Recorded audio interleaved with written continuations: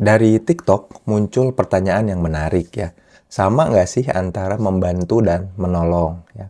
Buat teman-teman yang mikir sama aja lah bantu dan nolong, ya itu juga betul. Cuman aku pengen sharing jadinya ada prinsip dalam self-development, dalam pertumbuhan diri dan relasi yang menumbuhkan terkait perbedaan antara helping sama assisting ya. Nah ini yang menarik nih buat teman-teman semua.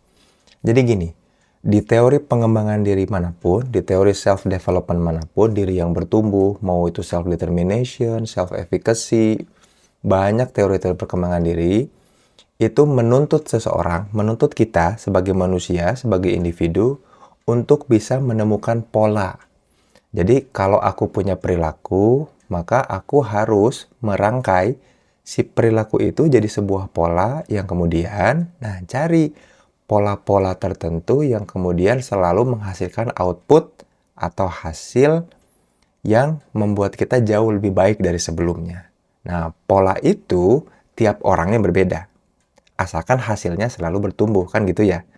Jadi kalau kita pengen bertumbuh, maka coba ulik pola perilaku kita, kebiasaan kita, hasilnya seperti apa. Kalau pola perilakunya menghasilkan hasil yang selalu lebih baik, kita lagi bertumbuh.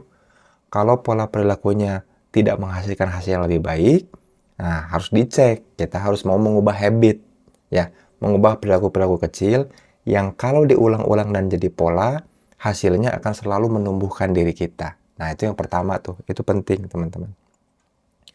Lalu, dalam relasi yang saling menumbuhkan, maka aku tuh jadi ngebantu orang. Untuk apa? Untuk ngebangun atau menemukan polanya. Nah, ini beda nih antara helping dengan assisting. Kalau kemudian helping, aku yang menggantikan pola perilaku supaya orang lain dapat hasil. Contoh gini, ada si A, hasilnya itu 1. Lalu aku bantuin supaya si A itu dapetin hasil 2, bukan 1 lagi.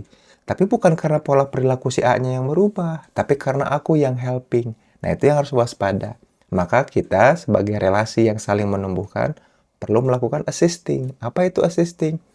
Ketika si A pengen dapat hasil 2, bukan kita yang ngambil alih perilakunya, tapi ajak si A, nemenin si A, nemu dan ngebangun pola-pola perilaku supaya dia berubah menjadi 2 hasilnya, gitu. Jadi ternyata ngebantu dan nolong beda, terutama di prinsip helping dan assisting. Sampai jumpa di video selanjutnya.